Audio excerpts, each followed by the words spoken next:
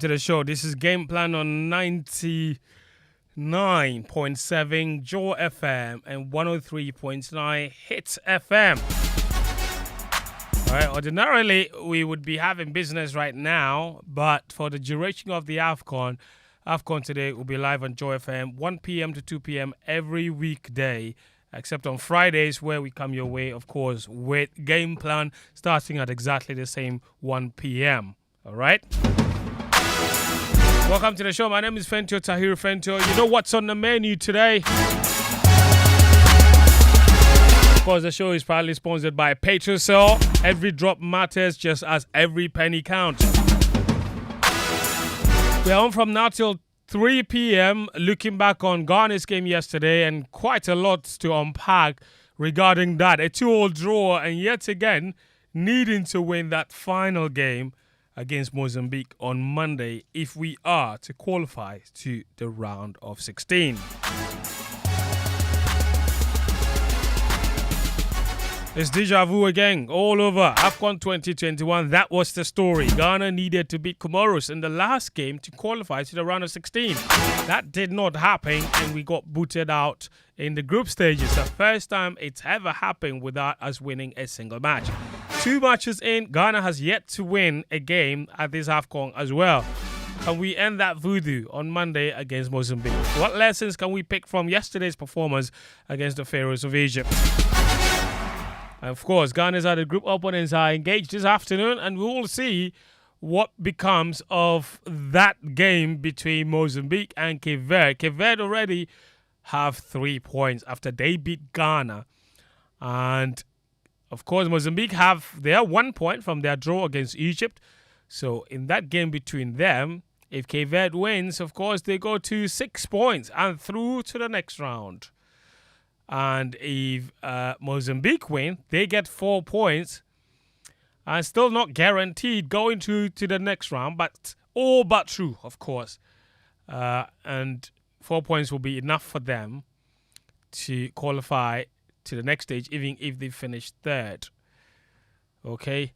And if that match ends in a draw, well, then Cape Verde will have 4 points and Mozambique will have 2. Going into that last game against the Black Stars, they could still qualify just by securing a draw. Ghana, though, cannot afford that. They need to win to guarantee their qualification to the next round. How does it impact anything? What did you make of the performance yesterday? Today's show is yours. It's live and interactive on social media. On X Spaces, we are live, also streaming live on the Joy 99.7 FM YouTube page. Your messages are welcome. Of course, if you prefer WhatsApp platform, the number is 055-111-1997, 055-111-1997. And on Twitter Spaces, of course, you can reach us by leaving us a message there using the hashtag GamePlan. But Ghana were not the only team that played yesterday. There was a big game between the host nation Cote d'Ivoire and Nigeria. The Super Eagles, they shocked the host nation. They won 1-0. What a penalty from Truce Ekong to bury the host nation, who now need to avoid defeat in their last group game against Equatorial Guinea if they are to avoid a calamitous campaign at this AFCON, of course. So we'll look back on that match as well. And then Equatorial Guinea, Emilio Insue. You know, the first hat-trick at the AFCON in more than 20 years. Or is it 14 years? It's been a long time coming. Wonderful performance from him to give Equatorial Guinea a 4-2 victory against Guinea-Bissau. Senegal and Cameroon are in action later today. It's a big, big story. It's a big game. And certainly all of us are looking forward to that particular match. So we'll see what becomes of it. Of course. But lots of reaction from yesterday's match as well. And we'll take you to some of them from the post-match and the mixed zone. Chris Houghton spoke. Lots to talk about from that particular game. Lots of reaction. And we're here to serve you. If you missed anything, do keep your dial locked here on 99.7 Joe FM and on 103.9 Hits FM. We've got everything to unpack here on the show.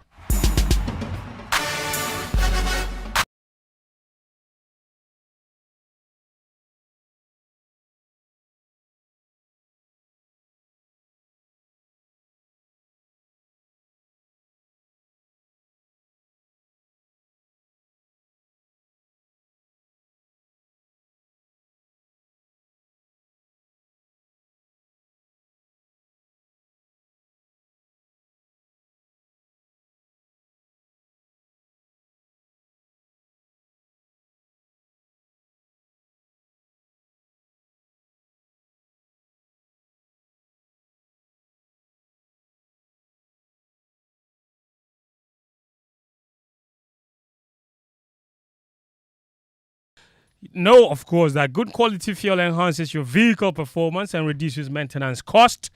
Take no risk in times like this. All you need is value for your money. Look no further. Drive to the next Petrosol fuel station. Yes, Petrosol for your clean fuel, accurate,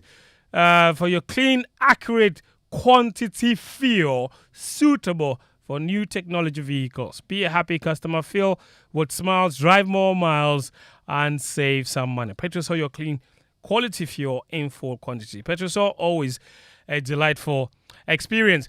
Gary L. Smith is joining us. Muftawu, Nabila, Abdullah as well. Daniel Koranteng, our newest signing. Achu Samaklo, all of them in the building. And I'll be introducing them very, very shortly. Mr. Danike, all correct. Charlie, You did cool. oh, I did very, very cool. You sure? Oh, I'm fantastic. You sure? Because yesterday, the way you were nervous. Well, I was nervous before the game. Yes. Yeah. And then after the game. I was very calm. And during the game.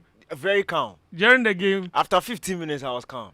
Those first 15 minutes were wild. Yeah, I was very They were fantastic. It's the best 15 minutes I've seen from the Black Stars since Chris Hutton took over. It's the best game we've seen from the Black Stars since he took over. Yeah. By far, to be honest. Everything. It had everything. There was desire. There was hunger. There was aggression. There was commitment. The very things we have been calling for all this while. And yet, we still didn't win. And we still saw in evidence the deficiencies in our team. Just the 2 shots on target from Kudus. XG of 0.89. So we were not even expected to score 1 goal based on the chances created. We didn't even create any chances in this game. We created 0 big chances. We had only 7 touches in the Egypt box in the whole match. It's unbelievable. Inaki Williams received 9 passes from the whole time he was on the pitch. And one of them... there are still major issues with this team. We just passed the ball. Even the period when we were seemingly on top, we didn't make very good use of the ball, and we still ended up being punished, of course. We will talk about the game very, very shortly, but let me take you through some of the reaction from this particular match. And there were quite a lot of talk after the game. Mohamed Kudus was named man of the match, and he spoke after the match. This was his first AFCON game ever. He had never played at the AFCON, and he backed a brace. After the match, he said very silly mistakes cost Ghana the win in this game.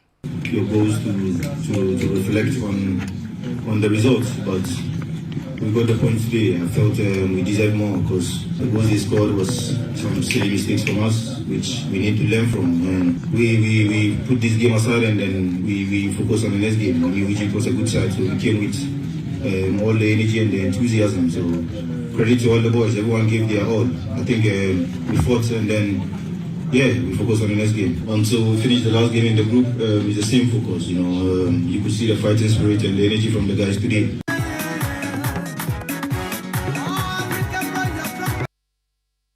That's Mohamed Kudus there. Okay.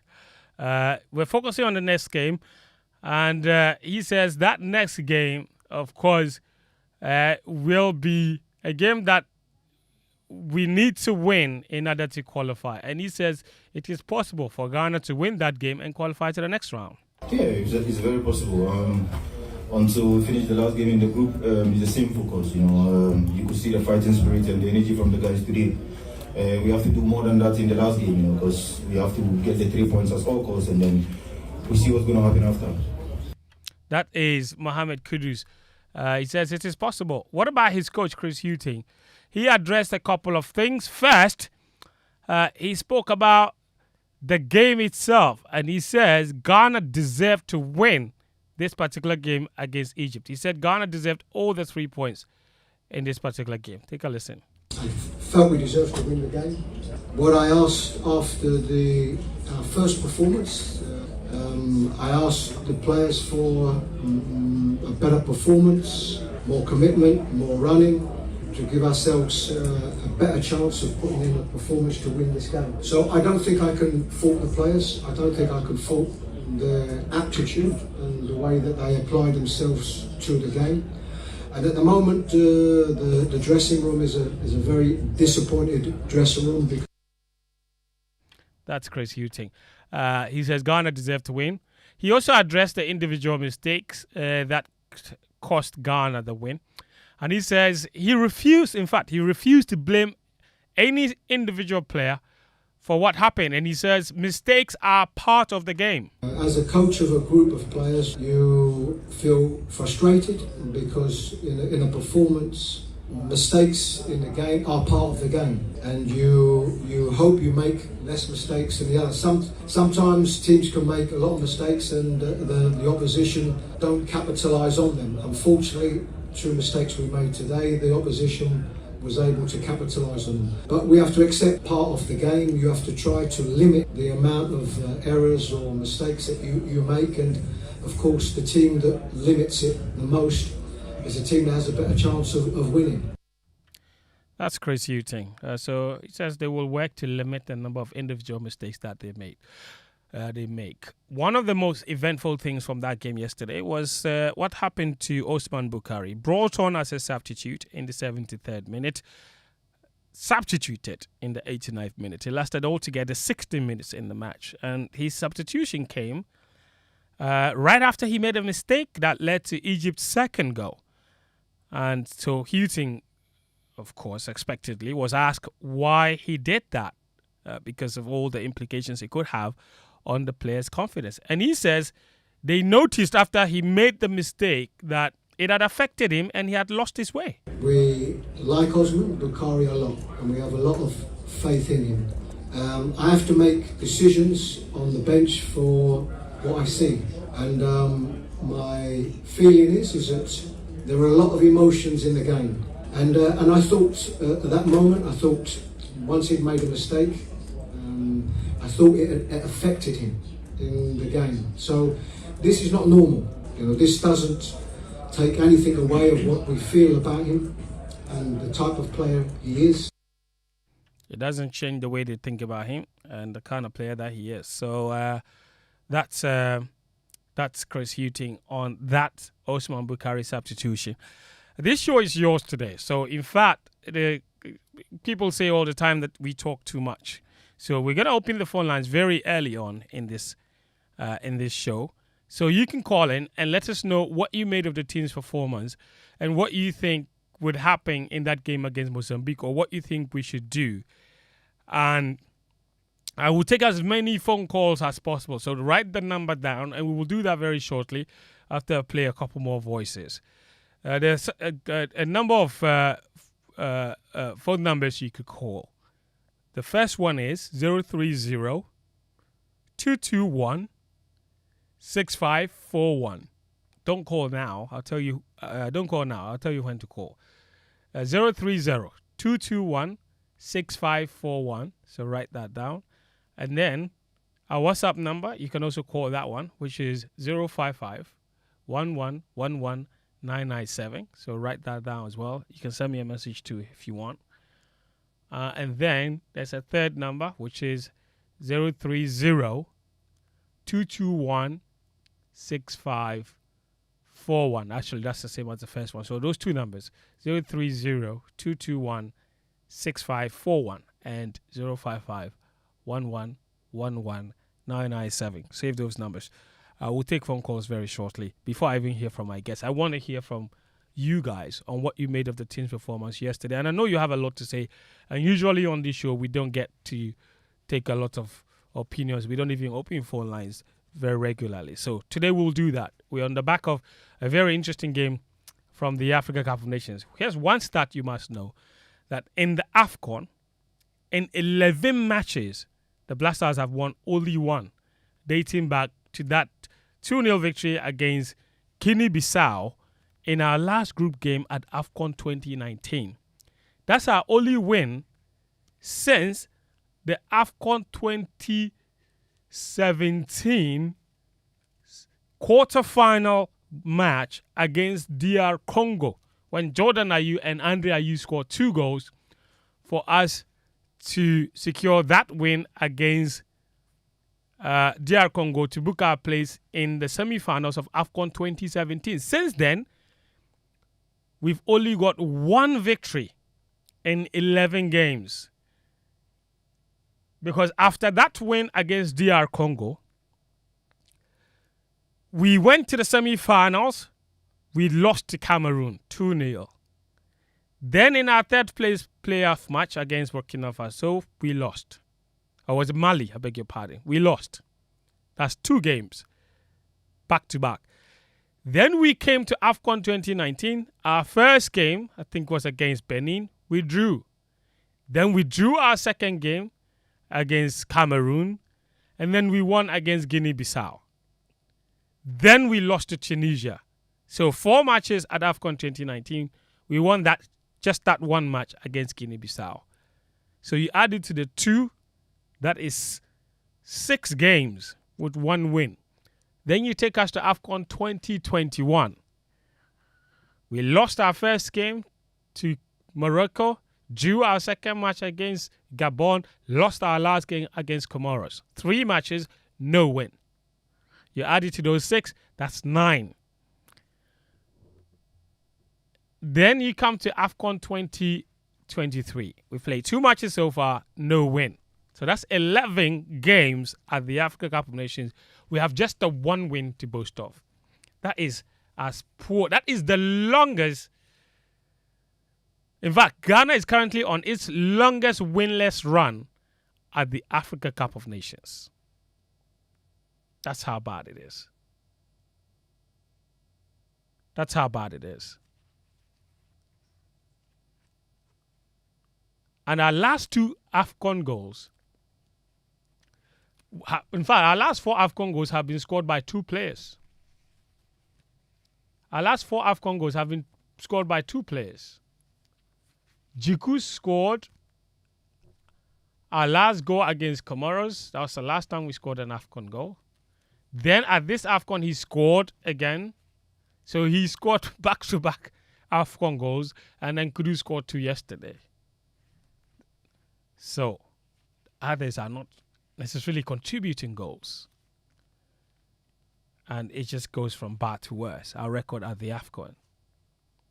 But not all hope is lost, of course. Yesterday, lots of individual errors, and some of them are being blamed. But Mohamed Salisu says, don't blame individuals for the draw yesterday. He said blaming individual players kills the spirit of the players. Yeah, I think we win as a team, we lose as a team. There is no individual mistake. When we do mistake, we do mistake as a team. You know, this is the most important thing, because when you mention a player, you're gonna kill the player for the next game. Oh yeah. You understand? It's the most important thing. So we win as a team, we lose as a team. So the most important thing is we need to focus on the next game. We win as a team, we lose as a team. When you blame individuals, you kill their spirit. The man responsible for the motivation for them yesterday was Richard Ofori, the goalkeeper. He was captain. He spoke after the match, and he says they have already put that draw against Egypt behind them and are looking forward to Monday's game against Mozambique. What I'm happy about is we still have a last game to go. That's the most important thing, because sometimes you can't get another chance to go again. So if you still have another chance to go again, we just need to stay united, and then we make sure we move as one family, and then we deliver. Yeah, why not? We are Ghana, and then you can see today we show the Ghana mentality, and then how Ghana play. We show on the pitch today. We showed on the pitch today the Ghana mentality. That's Richard Ofori. What about you? Did you see the Ghana mentality in this game? Were you impressed? Were you happy with what Daniel and I agree has been the best performance of the Black Stars under Chris Hughton? But was it enough? Of course, it wasn't enough to get us all 3 points, but was it enough to give you satisfaction that, you know what, this team is right back on track? Or you still thought that there were many deficiencies, or that this team is not necessarily going anywhere? I don't know what you made of that performance yesterday, but it's brought us to a deja vu moment where we need to win our last group game to qualify. We've been there before and we absolutely smashed it. Like Azik Bouache in 2002 against Burkina Faso. But of course, against Comoros in 2021, we couldn't do it. So, what happens next? Listen, I think you can call now. All right? Even before I go to my guys, you can call 055-111-1997 030-221-6541. Also, those of you who are listening to us on Twitter Spaces, you can request for the microphone. They will add you and you can speak to us like the phone call. So if you prefer that, just request for the microphone. They will add you as a speaker. Okay, I've got my first caller. Hello. Hello. Tell me your name and where you're calling us from, and then just go ahead and let me know what you made of yesterday's game. My name is Chidiak. I'm calling from Safla. Go ahead. It goes like this. As for me, they've done nothing. They didn't achieve anything until the cup comes to Ghana. They have done practically nothing. To me, until I see the cup in Ghana, they've done nothing. Thank you. Thank you. He wants to see the cup. Until that happens, no kind of performance will impress him. 030-221-6541 and 055-111-1997. You can also send a WhatsApp message on that last number, 055-111-1997. Lots of messages coming in as well. I'm interested in your impression of the performance yesterday. Hello, good afternoon. Yeah, hello. Good afternoon. Thank you. Yes. Your name and where you are calling us from? Yeah, I'm Mr. Benjamin. I'm calling from Tima. All right, Mr. Ben, go ahead. All right. I want to know one thing. Whether the team has a team psychologist, okay? Because yesterday, after Inaki's blunder, we went ahead 2-1 before the coach subbed him. I think if we had a team psychologist on the bench, he had to step in to maintain Inaki in the game. Probably psych him up for him to know that, in fact, you have caused the blunder, but don't be too affected by it, especially now that we are leading. Do you get me? But yes, there was that quick reaction from the bench to sub him and bring on Bukhari. And he did a similar error, and the goal was conceded again. I think we did well yesterday. I can give the team 7 out of 10.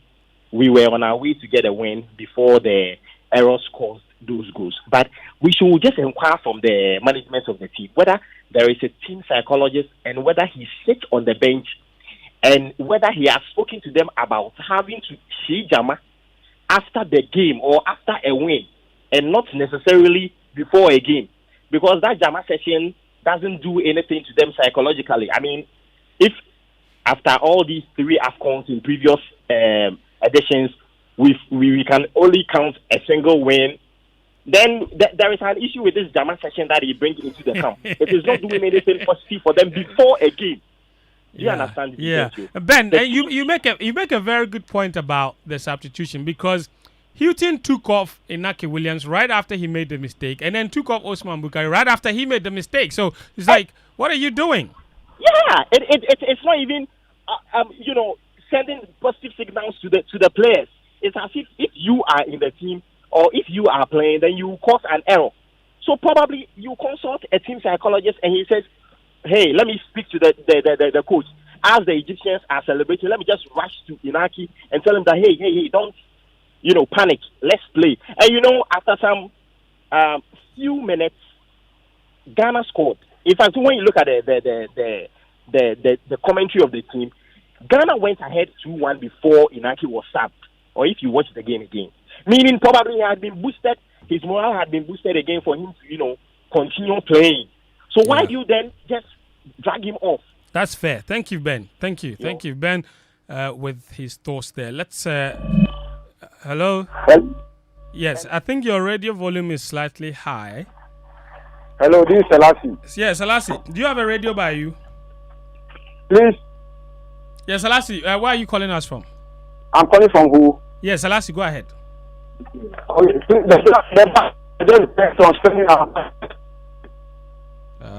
Selassie. And there's one thing I think we need to do. We want to take people away and do total overhaul for the Black Stars too. That's the only way we can see something. All right, Selassie, thank you. I think your line is breaking, but I heard the import of your message. You said there has to be a total overhaul of the Black Stars. That's the only way we will get anything decent from this particular team. All right, the numbers again: 030-221-6541 and 055-1111-997. We have a speaker on Twitter, Icon Akpe. Icon, can you hear me? Hi, Fentuo, Tahiru, Fentuo. Fantastic. So from Twitter, Icon, go ahead. Great. So, aside the performance against Cape Verde, that was shambolic. Yesterday's performance, I think, was brilliant. Yeah, I think the only thing the team lacks is more tactical discipline to push forward. If you watch the record of the Black Stars against Egypt over the years, we didn't really fare well, but yesterday was a good performance. So let's encourage the boys. It's in the tournament. They improve match after match. Give them encouragement, and they do better. I think the criticisms are too much sometimes, you see. Let's encourage the boys this time to do well. That's what I have to say.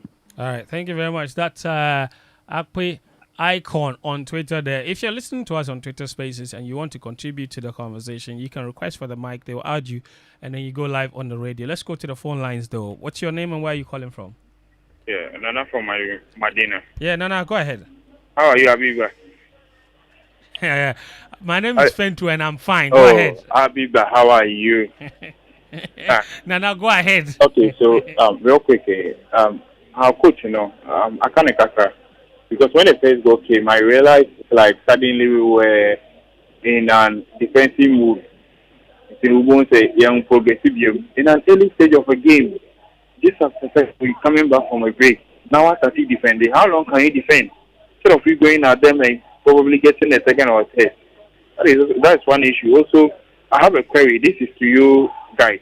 I don't know if you try and make it sensible to me. I don't know why the coach keeps benching Joseph Fentuo. No, that why is something different. Strong, fast, quick. Always taking on his opponent. Onyebona is straightforward. He's taking on his opponent. And 99% he ends up with the 18-yard board of the opponent. However, this goes somewhat to I don't understand. Please try and make it sensible to me why this guy is still on the bench. Hardly gets minutes. Look at the time he brought him in yesterday. And I don't get it. This guy, anytime he gets the opportunity, makes a point. We see the influence of the guy. And yes, still on your minute. How? I don't understand. Okay, Nana. We'll try and find you answers. We're noting down all your queries and questions. Joseph Pencil, why doesn't he start? He did start the last match, so it's not like, I know that in the past he hasn't had a lot of playing time, but he started the last game and then he came off the bench in this game against Egypt as well. So, at least now, I think the coach is seeing his value. Maybe unless you want him to start every single game. Let's go back to the phone line. Your name and where you're calling from? Good afternoon. My name is Edward. Edward, where are you calling us from? I'm currently at the Adabatan official club. That's right. Go ahead. Please, I want to say that yesterday's performance was much, much better than the previous games that we have watched. So I am encouraging the guys to go all out against the Mozambique, and I think we'll get the result, necessary result. That's all I want to say. Very well, Edward. Thank you. Let's go to Paddy Ebenezer on Twitter. Paddy, can you hear me? Yeah, Fentuo, I can. Yes, Paddy, go ahead. Good afternoon. Yeah, good afternoon. Yeah, I believe, I think it's about time we think about replacing Jordan. Yeah, we appreciate his work, but it kind of hold us back considering the attackers we have. Really, we have pacey attackers, but he always slows our game down. And our last game against Mozambique, we will need these players, these more fluid attackers to aid us to break them down. I was listening to your stars and per what you said, we had, I think, one of the fewest touches in the Egyptians' boxes. We had only 7 touches in the opposition box. Imagine that. And it's very bad. We are happy with the draw, or we are trying to get some joy over the draw. But when you look at the stars, it's not speaking very well. So Jordan has to do more. It's either he gets into the box with the ball, or he's dropped for someone to take on players into the box. At least we might even get a penalty from doing that. Thank you very much. Thank you very much, Ebenezer. And, he mentioned Jordan, and I'll just take you to his individual stats. Yesterday, he had 0 shots, not even a shot off target. 0 shots altogether. He had 1 touch in the Egypt box for the whole 90 minutes he was on the pitch. He made 1 key pass. He had 0 successful passes into the final third. He completed 0 dribbles despite attempting to dribble 2 times. He was dispossessed 6 times, and he lost 12 out of his 18 duels. Now, that is as awful a performance as you can get. And even yesterday, his biggest supporter, Mr. Daniel Koranteng, was very frustrated. And if you're looking I for... tell you I was frustrated.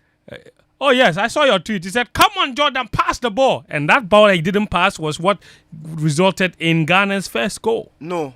Yes? No. Yes. I tweeted it. I was watching the game. That's not why I tweeted. Okay. Bottom line, you were frustrated. It wasn't passing the ball enough. All right, fine. That we have established. Let's go to the phone lines. Again, what's your name and where are you calling us from?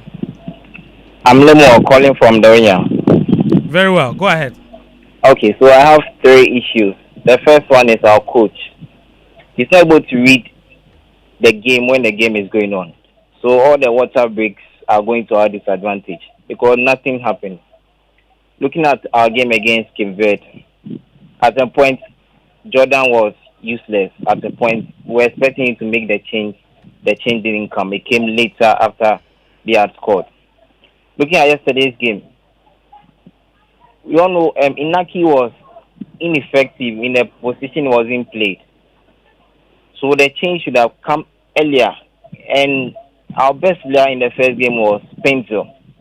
So if you are going to make that change, Fentuo should be the one coming on. And after bringing Bukari, the next thing to do was to change Jordan. Jordan was useless. But rather he took Bukari off and brought in Fentuo. So the coach seems clueless in everything he's doing. For yesterday, he got the defensive right, but our attacking, there's no attacking pattern. Both goals were from brilliance from Kudus. Nothing, but no team effort. Our first goal in the first game was from a set piece. Nothing from a pattern or a attacking pattern. Let me give you an example. I'm a Chelsea fan. Look at Tuchel when he was in Chelsea. You could see that Chelsea were attacking with a pattern. They created a lot of chances, if not for the misses of Werner and our strikers. In all the matches Chelsea played, Chelsea were scoring goals because we had a pattern of attack. But looking at our Black Stars, there's no pattern. Just play the ball anyhow and expect to find results. No shots, nothing. Yeah. So I'm really disappointed. I think they should work on that. And it's a fair point that you make because if you look at, for example, our performance yesterday, okay, our XG, the expected number of goals we were supposed to score in that game based on the quality of chances we created was 0.39. In other words, we didn't create even enough opportunities to have even deserved to score 1 goal. That's how bad it was. Okay, and you made the point about attacking third not being creative enough. That's true. We attempted 3 shots, 2 of them being Kudus's brilliant 2 shots that resulted in goals. We had only 7 touches in the Egypt box. You know how many Egypt had against Ghana in our box? 19. 19. You know how many? The pass success rate, I don't think a lot of people read meaning into that. 78% was our pass succession rate. We had 1 cross, 1 open play cross in 90 minutes. 1 cross, 1 successful cross. Progressive passes, the number of times we passed the ball progressively, only 11 times over 90 minutes. In other words, we just spent the whole time passing the ball sideways or backwards. No penetrative passes into the opposition final third. Only 11 of those. We had 5 key passes, big chances created. We had 0.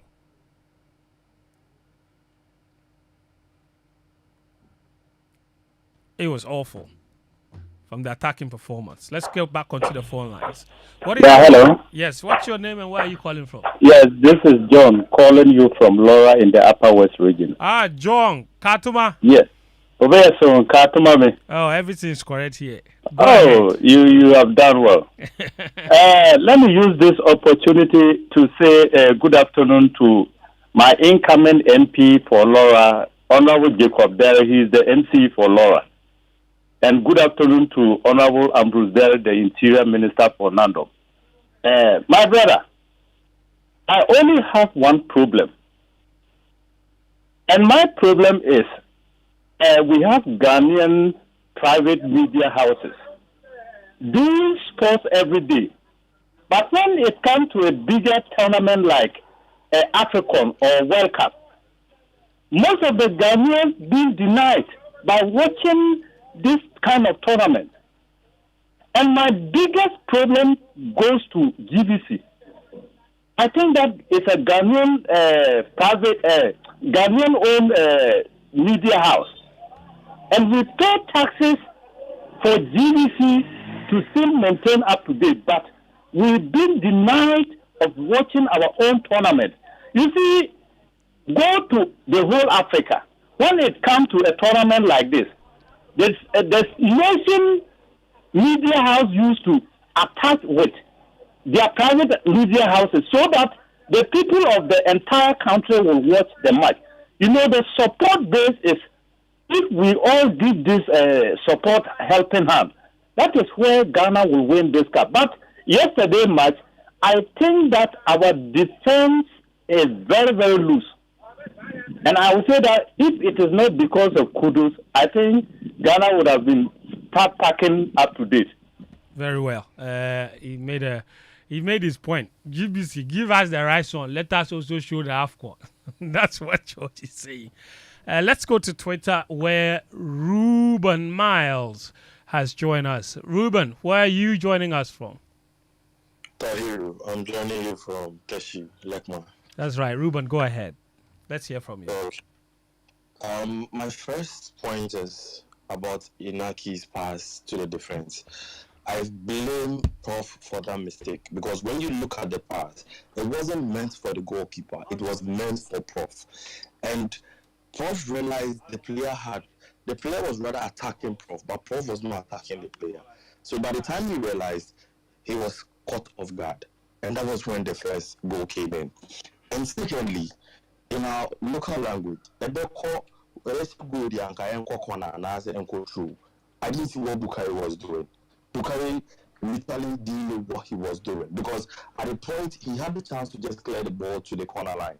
He decided to go towards his own pole. And trust me, the striker that was following him, Mahmoud, is playing in the top team. And he would never let this chance go. So personally, I don't want to blame individually, but I feel that the coach should have even seen that Prof was tired at the point. And Alidu was excellent in the games we played in Kumasi. You could see his zeal. You could see how he was always trying to hold on the defense. He gives us less chances when we are attacking, but defensively, he's able to stand on his ground and get the ball for us. So personally, I think going into the next game, the mentality that started the Egypt game was good. You could see a lot of progression. You could see a lot of zeal in them that they want to win the game. And this is the last game. We lose, we are gone. If we win, we can do our calculations and see how best we'll go as a country. So to me, this is the problem I found in the game, and I think going into the next game, the boys should do a better thing for us. Very well. Very, very well. Thank you very much for that. And that is Ruben joining us on Twitter Spaces. You could also join us, of course, on Twitter Spaces. Also, if you prefer, phone line as well. You can join us. You can just request the mic, okay? And then speak, all right? On those of you listening on Twitter Spaces, you could request the mic and speak. I don't have another speaker added, just Ruben Miles, who just spoke. And of course, we'll try and add some of them. Now, I'm going to, for example, Ghana's pass map here. Okay, Ghana's pass map here. All right, to see the number of times our attacking players distribute the ball among themselves. And I'll take you through that very, very shortly. And if you look at Jordan Ayew, Antoine Semenyo, Mohamed Kudus, Inaki Williams. Inaki Williams and Antoine Semenyo, forward players. They played as part of our front three. They did not exchange a single pass together.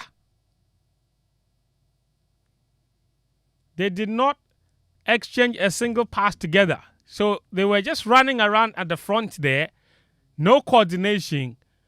They couldn't access each other. And they played right next to each other because Semenyo was in the middle, Inaki Williams was on the right-hand side. And yet, they didn't exchange a single pass together. So you're talking about why we didn't create. These are the reasons. Inaki Williams received the ball 9 times. 6 of those 9 times he received the ball, he received it in his own half, passing backward. And that's how bad it was. Let me go to Twitter again and speak to Pelo. Pelo, you joined us on Twitter Spaces. Can you hear me? Pelo, can you hear me? Okay, I cannot hear him. All right. All right, maybe on mute and speak. I can't hear him. He's added as a speaker, but I can't hear him. Pelo, I can't hear you. All right, cool. You know what we're going to do? We're going to pause the phone calls now and also the Twitter Spaces and then come and speak to our resource people. Is Ado there? Ado, are you there? I'm here. Yes, Ado. Okay, you go ahead. The only positive thing yesterday we can think for the game was Kudus 2 goals and maybe probably you not being called Abiba. Because this we were very, very terrible. How on earth did Jordan stay on that pitch for 90 minutes? Jordan Ayew. No crosses. The only defense he has for himself is being the most foul player in the Premier League. And not even winning a single penalty for his team. Always being foul, whether in his opponent or just after the center circle. Which is very, very bad of a player of his kind. Yesterday, I can say we dropped points mainly because of Jordan Ayew. Because at times, we may have a chance. Just a pass forward. Jordan will be holding the ball. You don't want to pass. You just want him to be fouled. A big player, then just push down his shot in his sneaker like it's some boss. Oh, that man let us down yesterday. But you win day. We have 1 point. We win our next game and we are through. Thanks, Fent. All right. Thank you very much, Ado. Ado there joining us on Twitter. I'll pause Ado for now. Daddy K has been itching to speak. So I'm going to let him speak now. Daniel, you have become a bit of a scouting master. You spent an awful lot of time watching the Cape Verdeans. You notice exactly how we could hurt them. And the one time that we tried it, it worked. You also talked about how they could punish us, and they punished us real good. Before this game, you and I previewed this game on multiple platforms where we spoke about the key to getting a result. And the key word that rang through all of our previews was bravery. That the team needed to be bold, they needed to be brave, they needed to be courageous. We saw glimpses of that, especially in the first half. The individual errors in that second half gave it away. We drew 2-2. And there's a lot to unpack in this game. So I'm going to give you the floor. What have you made of that performance? And what are the signals that you've picked for what this could mean for our future or going forward?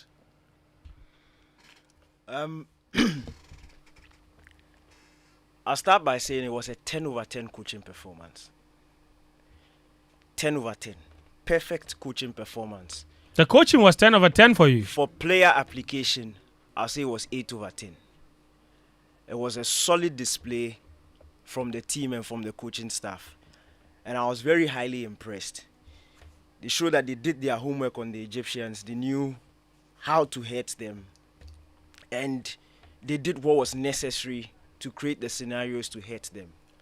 So that was good. Now,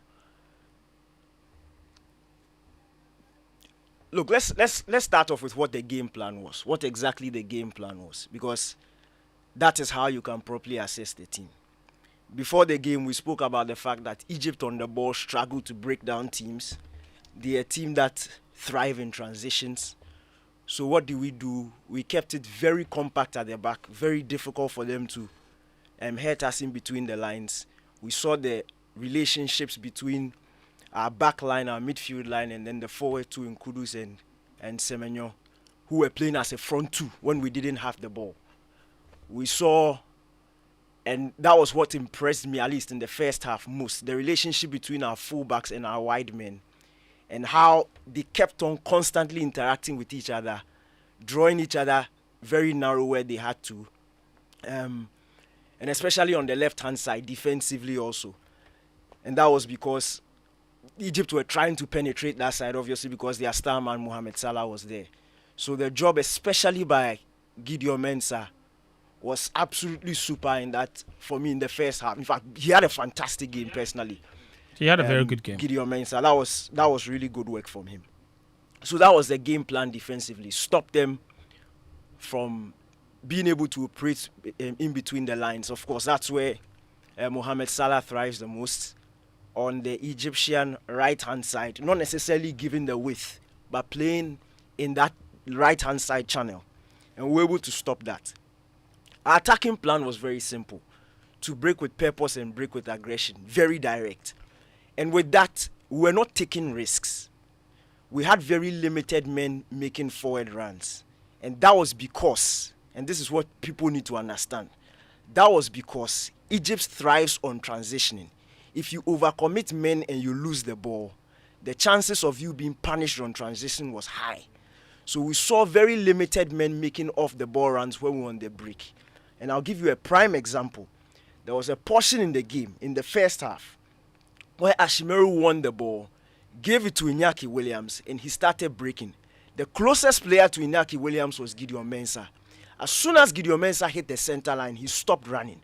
Because when he scanned around, the two front men who were expected to be darting forward had dropped too deep because they were doing defensive work. And as a result, if he goes and there's a misplaced pass, there's going to be trouble. So it was just a key point in the game where we saw that we were not taking too many risks. The point is, the perfect opportunity would come and we'll be able to get the goal. It wasn't about forcing the issue, it wasn't about playing risky passes. We were keeping it safe, keeping it compact, and waiting for our moment to pounce. And for me, that was a very smart thing by the technical team, especially because of Egypt's threat when it came to transitions. Now, that game plan, the same game plan I'm talking about, was also largely dependent on being very compact and being disciplined. And that we have to credit the entire team.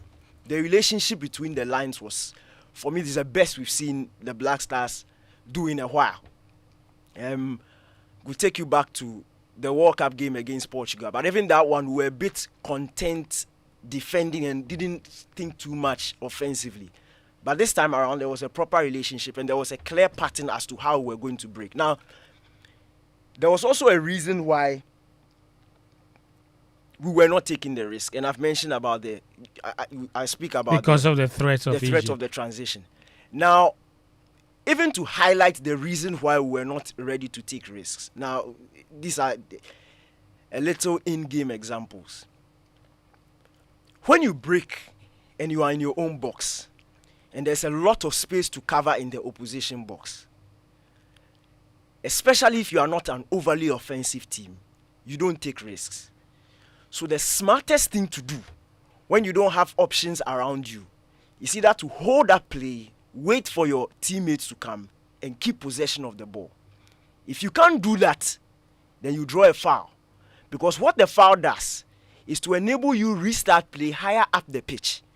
So when a long ball is given to Jordan, and Jordan's only other attacking option is Semenyo for him to pass to, and after Semenyo, there are red shirts flooded around, and Jordan turns and he wins a foul. What is happening is that we are keeping possession of the ball because our game plan is not necessarily to open up and cause havoc. And the havoc means once you open up, you're also opening up spaces for your opposition to hit you. So what was the plan to score if our plan was not I'm to getting open there. up? I'm getting there. You scored 2 goals. You're talking about XG. But the XG, you see, there's context to everything. The XG for an open pole for Egypt's goal is what resulted in the very high number. And that wasn't a chance they created. So they forced the issue. They forced... When Inaki turned, the Egyptian attacker started running because he could anticipate that was going to happen. Fortunately for him, it did. And he pounced on it. So I give you another in-game example. In the first half, there was a long ball looking for Hamdi on the left-hand side. Gideon Mensah read it brilliantly. He headed it into Ashimeru. Ashimeru controls and gives the ball to Kudus. Kudus had peeled off to the left-hand side at the point. When Kudus picked the ball up, he was surrounded with a number of red shirts. He dribbled past one and tried a 1-2 with Ashimeru. But then the reverse pass to Ashimeru didn't work out and the Egyptians intercepted, only for Gideon Mensah to come back and win back possession. But that just showed the importance of not taking too many risks, because you don't want to lose possession of the ball in your own half. It is better to lose possession in the opposition half than to lose possession in your own half. So that was fine. Now, there was also a reason why most of our breaks came from the left-hand side, and it looked like we were focusing our attacks on Jordan Ayew and Gideon Mensah's side. Now, Egypt were trying to break us from Mohamed Saleh's zone, which is the right-hand side of their zone, but obviously the left-hand side of our zone. But because of the brilliant defensive work, and I'll mention Gideon Mensah's name again, then the relationship between himself, Jordan Ayew, and then Ashimeru, we tend to be winning a lot of balls from that zone. So obviously, if you are winning a lot of balls from that zone, the build-up will start from there. So what it meant was, Inaki Williams on the other side was not necessarily going to be involved in build-up play. He was going to have to be very important off the ball and very disciplined off the ball. In terms of his attacking runs, yes, he will offer bodies or an extra body in the attacking zone where he had to. Didn't necessarily mean the ball will always come to him, but his movement was going to be important to create spaces for the more dangerous attackers. And I make this point because it will come in very handy when we are assessing the first goal that we scored. So that explains why most of the time we're not necessarily playing from Inaki Williams' zone. But that doesn't mean that he was practically a passenger. He wasn't. He was still playing a very important role in keeping our shape in the game. So I was very satisfied, honestly, with the first half performance and how we were able to keep Egypt at bay. Then in the second half, what did we do? In the second half, and that was very early in the second half, I think we made a mistake with trying to match Egypt's momentum. They came out flying with high intensity. Which should have been expected, to be fair. Yeah, what should have been expected. But then what you do, especially when you are in the lead, especially when your shape has proven to be difficult for them to break, is not to match their momentum. When they come at you with high pace and they miss and you get the ball, you shouldn't also necessarily try and spring it forward quickly.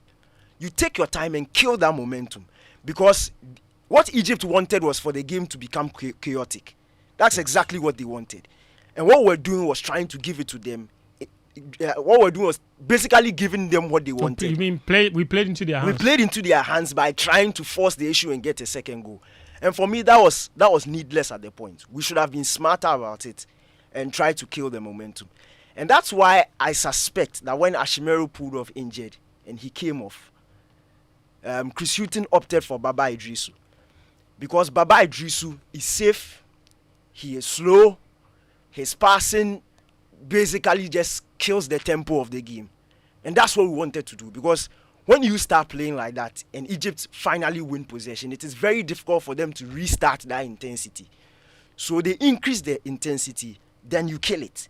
Then they increase and then you kill it. Especially for teams that are chasing a goal, or a team that is chasing a goal, it doesn't serve too well for them. That's why on the flip side, we always talk about when we are facing North African teams and we are chasing a goal. You are going forward and then you see somebody's on the floor. Once that stop happens, you have to try and generate the momentum again, and it's very difficult. So in the second half, in the early embers of the second half, I thought that's what we should have done, especially when they scored that disallowed goal. I think we should have been smarter about it and stopped forcing the issue, but we didn't. And then Baba Idrisu came. And I think at that point, when he came about, in the next, I think, 5 minutes, we were in a much better zone. And then the mistake from Iñaki Williams happens. And some of these things, look, sometimes these things happen. They do. It's very football, painful, honestly. And I will not agree with anybody who says it wasn't a forced error. It wasn't. Baba Idrisu Jordan had got dispossessed. That wasn't forced. That was forced, but so that was in our half. Let me. I'm making a point. That's where it began. Listen, they forced Jordan into a mistake in the Egyptian half. Yes. Baba Idrisu read the loose ball and won back possession. He didn't win it. He won back possession. No, he kicked the ball. That's an interception. That's what it's called. It's called an interception. He didn't intercept the ball. He was trying to clear the ball and kicked it straight back to who was the ball going? He did. And he touched it straight back into an Egyptian. I'm saying, had Baba Idrisu not touched the ball, who was the ball going to? The Egyptian would have gone through with the ball. Exactly. So he intercepted it and the ball fell straight to the foot of Iñaki Williams. That's what I'm saying. It's called an interception. The ball would have gone to the Egyptian if Baba Idrisu hadn't read it. And he read the situation. And it still went to an Egyptian. It went to an Egyptian because Iñaki passed the ball back. Iñaki is not an Egyptian last time I checked. He's not. Is he? No, he's not. So when Jordan made a mistake in the Egyptian half and the ball broke loose, Baba Idrisu did well to read the situation, intercepted the ball, and it fell to Iñaki Williams. At that point, that is not danger. And I'll disagree with anybody who says that is danger. With the ball around the center area of the pitch. Center line. We've literally won possession back. And then he makes the back pass. Poor. But these things happen. And I understand. Sometimes these things happen in football. In Ghana's case, I think people are just upset that it's happened three times in a row. Yes. So those things don't happen. Then you have to address it. You have to address it separately. That's the point. Yes. So we know mistakes happen. But if the mistakes happen 3 consecutive times in the 3 goals that you concede, there's a big problem, like you said, which has to be addressed. Which has to be addressed, but we'll shelve that for now. Now, I also saw some comments blaming Dennis Odoi for that. I don't think it's fair. I don't think it's... He can't see what is behind him. The person who can see what is behind him I think he definitely saw him, but he didn't see the goalkeeper. No, he saw the Egyptian attacker. Look, if you watch the sequence of play, his back is turned to the Egyptian attacker. Mamouche was making the run from in behind him. The person who would see that run was Jiku.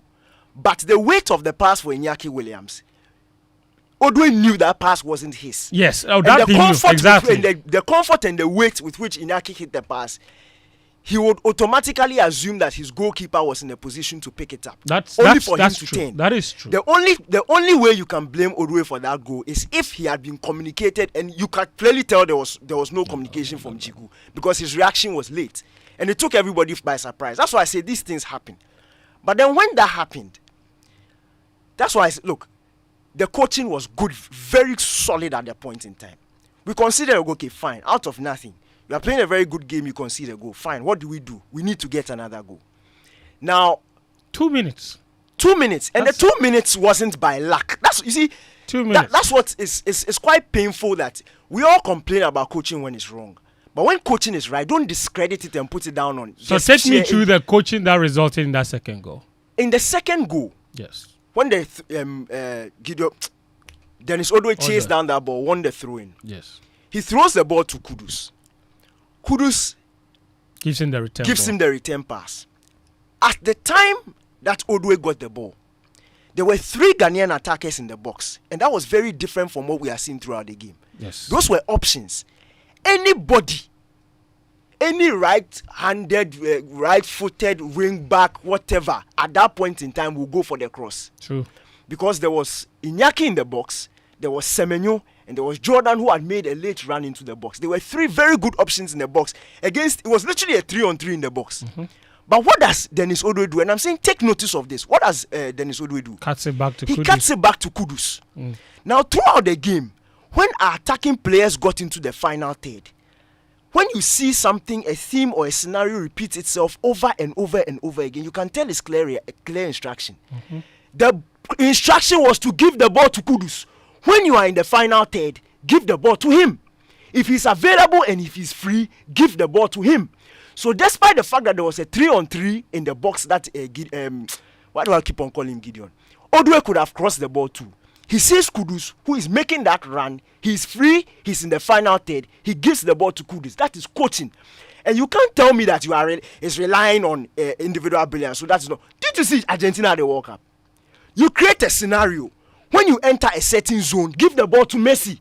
You have Kudus. So why won't you use his why? I don't get it. You have a player like Kudus who can produce magic. Then you are telling me that you are relying on the magic. What sort of logic is that? If you have Messi in your team, and you create a scenario, if you are giving the ball to Messi in defense and he has to run from defense and to attack, then you can say that is maybe relying on individual brilliance. But if you manage to create a scenario and in the final third he's able to peel free and you give the ball to him and he works his magic, that is clear instruction. The first goal we scored, when Jordan got into that zone where he locked himself with 3 Egyptians around him, tried to dribble, it didn't work. Watch the movement of the players inside the box. When Jordan lost possession, everybody was retreating. He wins the ball back immediately and watch Kudus. Kudus peeled off. As soon as Salis got the ball, there were a number of passing options. He could easily have gone to Ashimeru. He could have swung in a cross because there was Iñaki and there was Semenyo in the box. But what did he do? Kudus has made half a yard of space. Instruction, give the ball to him. It is instruction. You don't know what he can do. I have a question for you. You're saying that Salis or Odoi, in their wisdom, would see Jordan in the box and see Kudus free and give the ball to Jordan. If you they don't need to be told. It's not they don't need to. You know, you said this instruction. I'm telling you that. I'm telling you that if I were Odoi and I see Inaki, no, you made your point. You said it's instruction, pass the ball to Kudus, and I'm saying that's okay. But I'm also saying that it is possible that it is entirely intuition, because if I'm Odoi, or I am Salis, and I see Jordan in the box, and I see Inaki in the box, and I see Semenyo in the box, and I see Kudus free, I'm giving the ball to Kudus. My coach doesn't need to tell me to give the ball to Kudus. That's all I'm saying. In the first goal, when you look at the half yard of space that Kudus had made, was he that free?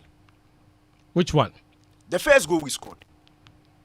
In fact, he was the closest player to Salis. That is also a fact. No, he was the closest player to Salis. The closest player to Salis was Ashimeru. He was the closest. Look at the footage again. The closest player to Salis was Ashimeru. In fact, who was closer to go? Who was closer to go? Follow typical Salis passing, Salis would have gone sideways. No, who was closer to go? Who was closer to go between the two of them? I'm not talking about who was closer to goal. You But asked me a that's the simple point. question. No, but you that's said the who was the point. closest player to Salis, and I'm saying the closest player to Salis was Ashmeru. And even if you are going typical Salis pass, if you are how Salis usually passes, he would easily have gone sideways. You can't discredit the coaching by saying no. It's not, but you also can't credit the coaching if a player also decides that. Hold on. If I tell you to do something and you do it, isn't it? Doesn't the credit go to both of us? But that's an assumption. You're assuming that they told him to. I'm also telling you that.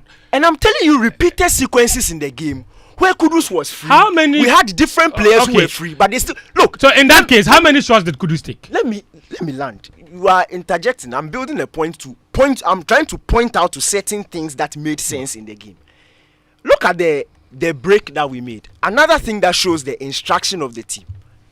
And there were so many instances when we got into the final third. Now this is a combination of 2 points I made. In the second half, there was a breakaway. The one everybody is insulting Jordan Ayew for. Where Iñaki made a darting run inside.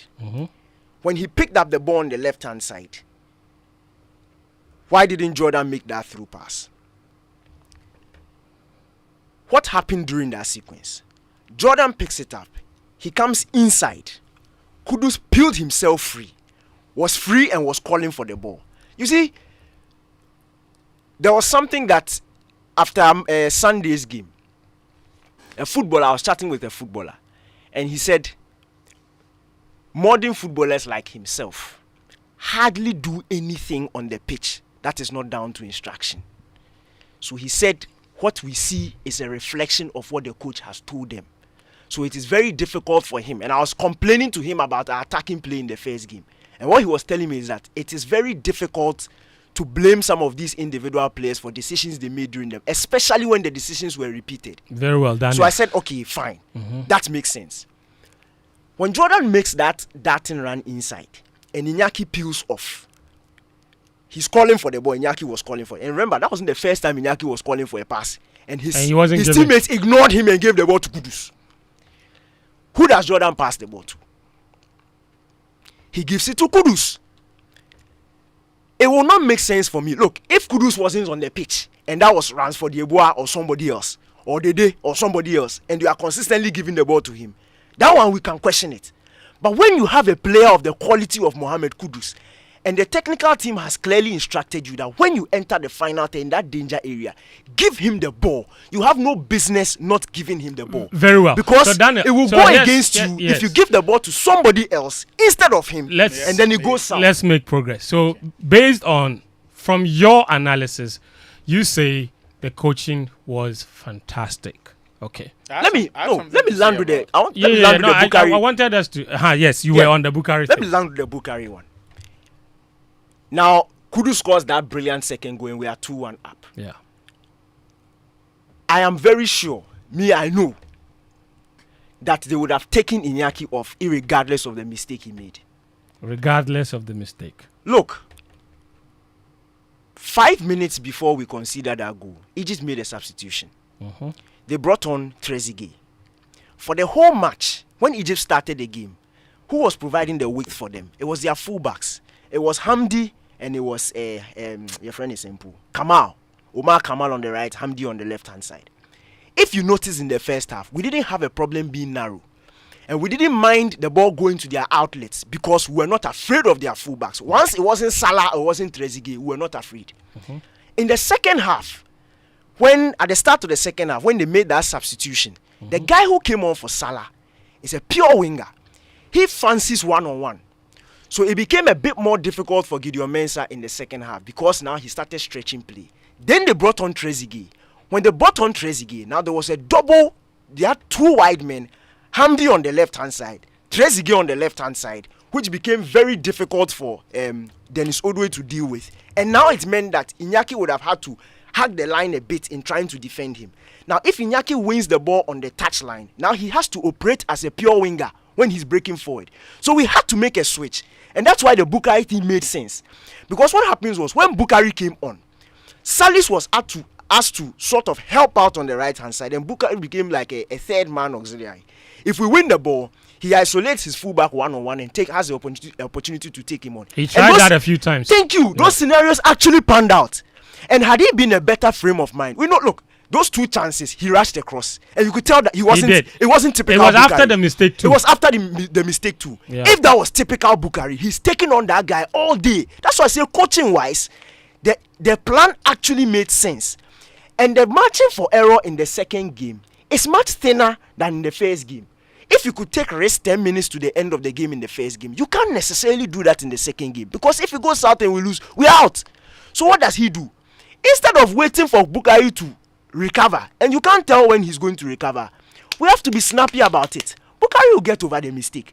So bring on Josephins who can do that same job. I don't even have a problem with the At substitution all. I don't have a problem with that. It's happened before many times. Yes. So take him off and he will get over it. Then again, in those same dying 10 minutes, why would you take off another winger who, for me, he's not flashy at all. He can be very annoying to watch, honestly, when you want to move forward. In Jordan Ayew, he can be so frustrating. But in the last 10 minutes, if you can't predict where momentum will switch to, you don't want to have another attacking midfielder on the other side or attacking winger on the other side and lose some certain nuances that you will need very late in the game. Egypt themselves started killing momentum. It's almost like they were satisfied with the draw. You pick your moments in the last 10 minutes. You don't force the issue. If you watch the save, the one that what's his name? Salisu almost made down when he swung his yes. leg. Hey, that wasn't. If you notice, it wasn't a well-fashioned out chance from Egypt too. They left the guy to dribble. Nobody was supporting him because they themselves were afraid. You don't take chances like that. It was good Salisu didn't stick his leg out. It was very good. What I'm saying was that in terms of the plan that we put together, you thought it was good. Look, it is 10/10. This is the best we've seen. The guy, he has frustrated us. Chris Hughton has frustrated us. But if he's doing well and what he did, look, we have to encourage it. And no, as for yesterday, it was our best. If he repeats that same performance and that same level of aggression, yeah. There's no reason why we can't win the last game. That is the problem. Repeated good performance. That's always been consistency. Be consistent with the performance. Well, what we've seen is 1 in 11 or 1 in 12. Charlie, no, this thing they frustrates me. It cannot be. During the World Cup, the Mexico and Argentina, was it Mexico Argentina? Yeah, yes, Mexico Argentina game. We are sitting there, the game is dull. Argentina will bring the ball when they get to the final. You give it to Messi. Do you think they are not correct? Do you think they don't know who they have? You have Messi, you have Kudus. You are telling me that when we get to the ball, if you have is Kudus. So I don't even think that anybody has said that is not necessarily a wrong tactic. What was Egypt doing when they're trying to get everyone to Salah? But you see, for me, hold on. Achutamaklu, thank you for joining us as well. Welcome to the Joy family. All right, we didn't give him a proper welcome. You came at the right time. When the place is hot, and it's hot. It's hot. The WhatsApp number is 055-111-1997. Achutamaklu just came off television. Gary Al Smith and Muftawu Nabila Abdullahi have also joined us. Both of them have joined us on Zoom. Muftawu, let me come to you. In fact, you've been on from the beginning. I'm sorry I kept you waiting for quite a while. You said you were rushing to go to the media center. So I'm going to take your thoughts on the game. You watched that from inside the stadium, from the media stand. You saw the players after the match. You interviewed some of them at the mix zone. Tell me about mood and what the feeling is like, especially heading into that last game. I'm sure, obviously, from the interviews you sent us, a lot of the players, including the coach, visibly were very frustrated that we didn't win the game after what was our best performance so far under Chris Hughton. What about what indication is giving you about going into the future? Does it give you any sort of sense of encouragement that, you know what, I think that the players are finally up for it? Fentuo, you just hit the hammer right on the head. The noise we heard in the dressing room of the team and everything that we heard, even after, which I don't want to put in the public space, because of how I think some of these things could happen or could even bring some lots of negative energy into the team is that what I can just say is that they are all positive. They are positive because disagreements are part of the game. Disagreements clearly show that everyone is committed to one cause. Everyone wants to achieve an objective. And I think that everyone that I've seen here is actually committed to the cause of the Black Stars. And you mentioned the right thing when you said that this is Ghana's best game under Chris Hughton. In fact, he admitted it himself. He said this is his best game since he took over the coaching job of the Black Stars about a year ago. And speaking to some of the players, in as much as they were very, very disappointed, they also believe that if they're able to put up the kind of performance that we saw on Thursday, there's a possibility that they would have a very good game against Mozambique. What matters, according to Richie Dufore, is that the boys can control their own performance, but they cannot control what the outcome of the game would be, because it is only their performance that can guarantee whether they would win or not. So it is important everyone is pumped up for that game against Mozambique, which is going to happen on Monday. And just a quick one, Fentuo. Listening to that, Danny talk about the repeated patterns of play. In fact, if you were in the media tribune watching the game, it was very easy to actually notice what the technical team wanted to do. Anytime Mohamed Kudus was about 40 or 30 yards away from the 18-yard box, the instruction was simple. In fact, he personally even asked for the ball, whether he's surrounded by players or not. He was always asking for the ball. And they would always give him the ball. I remember when, in fact, he asked the technical team to substitute him from about 70th minute onwards, but they didn't mind him. I saw him suggesting to them that they should be substituted, but they didn't mind him because they knew the quality that this guy brings into the team. And in one of those moments, when Dennis Odoi was running down the right flank, he stopped around the line here, and I saw Chris Hughton just run up and pointed to Kudus. It was a direct point. So everything was easier, and Daniel Koranteng made the analysis as though he was seated up here watching the game. Because, in fact, I remember when the team was attacking, Joseph Pinsil wanted to take a kick. Jordan Ayew told him to slow down. Where is he rushing to? And I felt at that point, Ghana had Egypt to the ropes. And if that corner was taken quickly, the team could have just maybe pushed Egypt back. But Jordan decided to calm things down and came and took the corner. I saw Joseph Pinsil very frustrated by that. But his senior colleague was speaking to him, and he had to listen. I clearly believe that everything we saw on the pitch they were well coordinated. Chris Hughton, George Boateng, and Didi Dramani, they spoke often on the technical area, and this one was visible to everyone who was seated here. And we saw every single thing.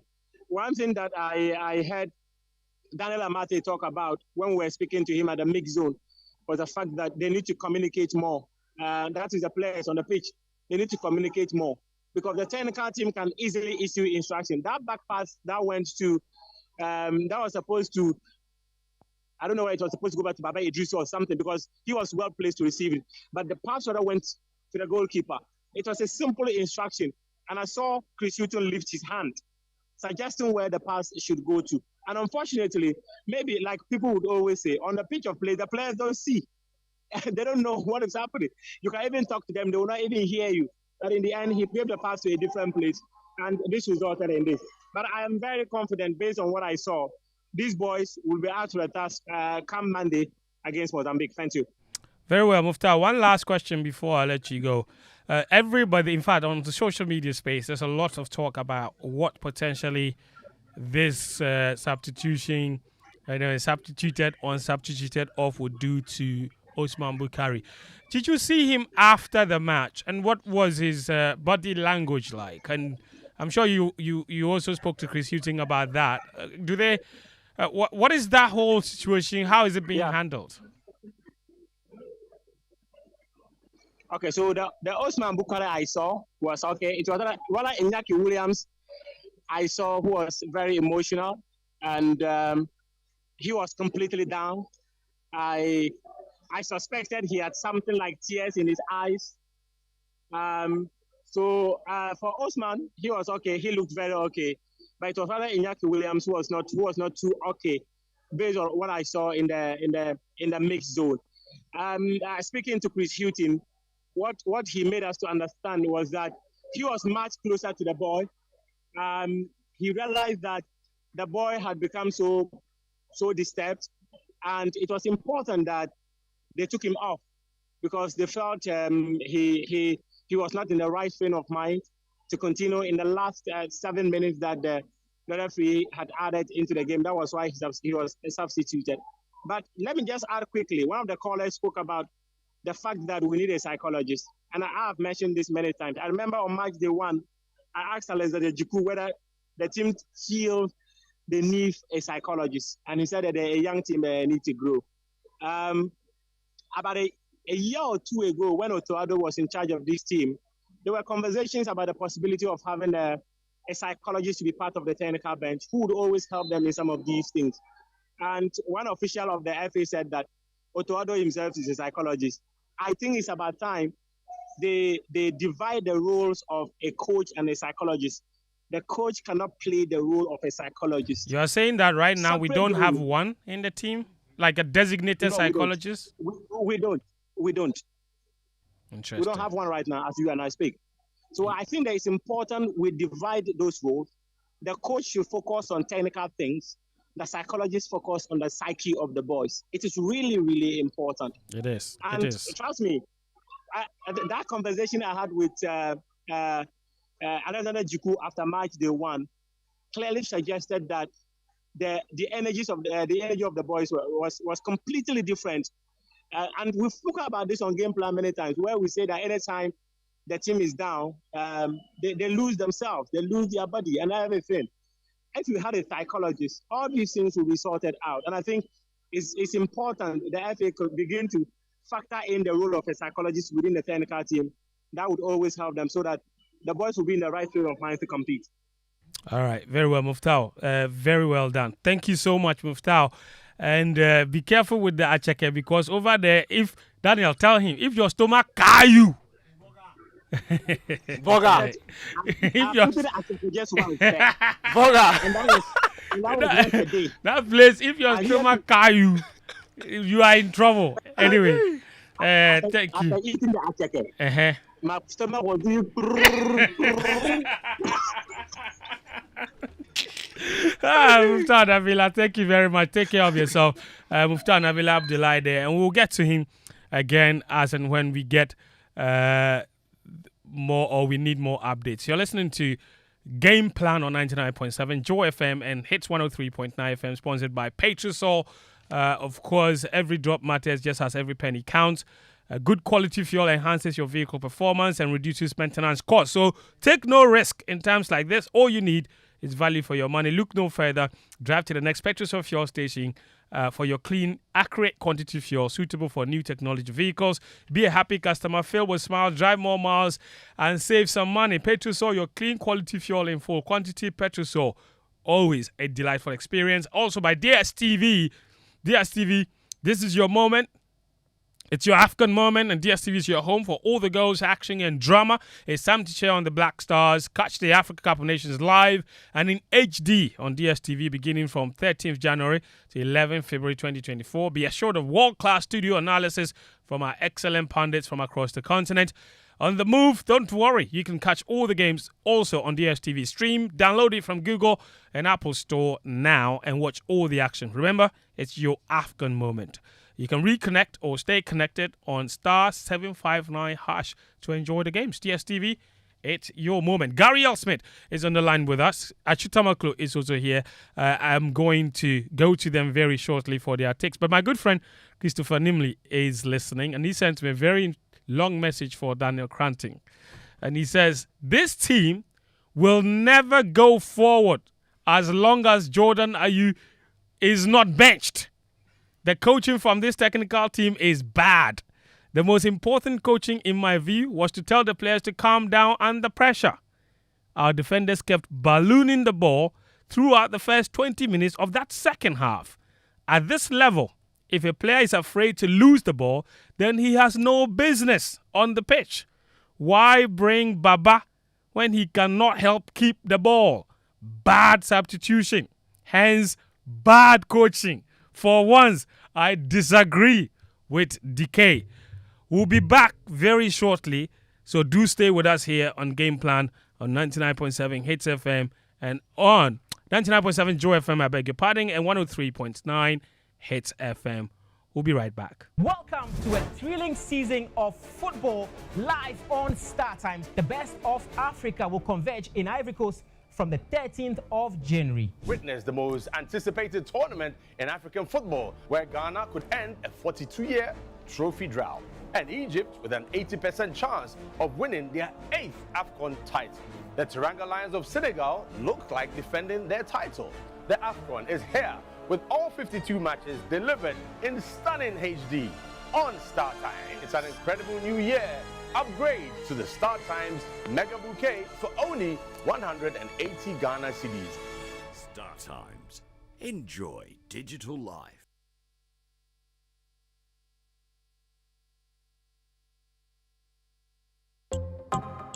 Hey, close up. Ever fresh air, ever fresh air.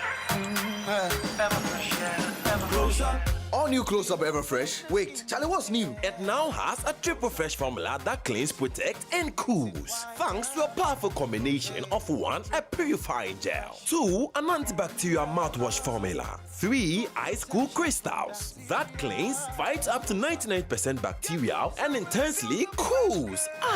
Fresh breath. Keeps you protected and fresh long after brushing. Close Up Triple Fresh formula. Cleans, protect, and cools. Close Up Ever Fresh. Grab yours now. This advert is FDA approved.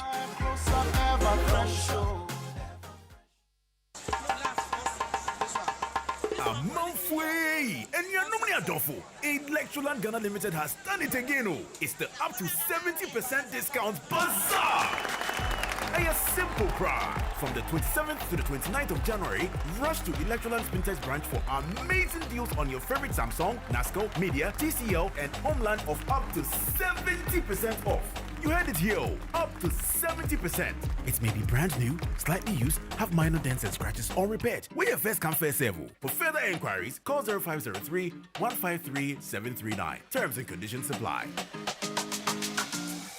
Electric fuel then produce electricity.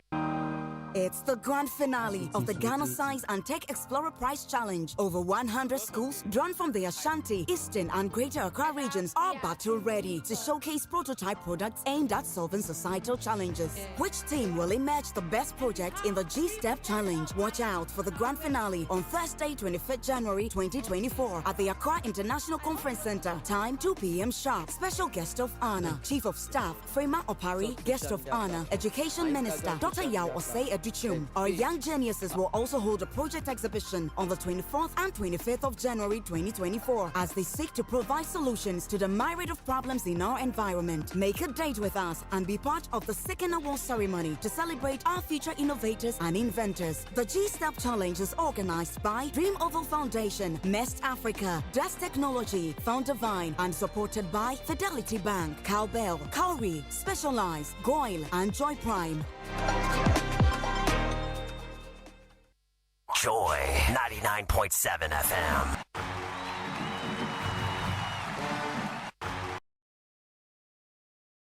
Plan on 99.7 Joy FM and on Hits 103.9 FM.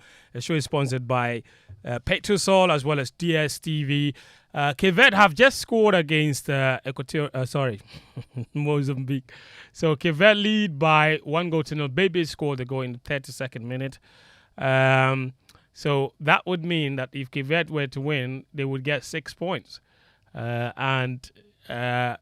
Mozambique will come into that game against the Black Stars with a point, just like Ghana. So it would be winner takes all. Chalet war. It'll be small war. That would be. Now, let me read some messages. Okay. Let me read some messages. Lots of them have come in at 055 1111997 055 1111997. Now this message says, okay, let me just pull it out very, very shortly. All right, cool. Here are my messages now. All right. This message says, as for Ghana, he says the difference between the Black Stars and the Senegal national team is the lack of maturity and lack of teamwork on the Black Star side. Inaki has 8 goals in La Liga. It's so sad seeing him make intelligent runs, but they wouldn't pass the ball to him. While the Senegalese, Nigerians, and etc. call attackers based on their goal contribution, we do ours based on the number of times a player has been fouled. So sad. That is Joe in Shama.